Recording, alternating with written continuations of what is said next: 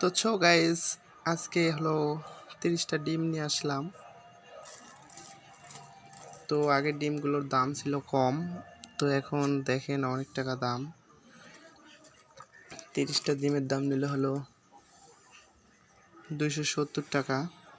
আগে অবশ্য দাম কম ছিল, আমি প্রায় 15 দিন আগে আনছিলাম 30টার দাম নিয়েছিল হলো মাত্র 220 টাকা, আর এখন নিল 270 টাকা। কি বলবো, 3 দিন জিনিসপত্রের এত দাম বেড়ে যাচ্ছে, সেটা বলার মতো না। এই যে দেখেন, ডিমগুলাও কিন্তু বেশ ছোট ছোট, বড় বড় কিন্তু আগে আনছিলাম কম দামে।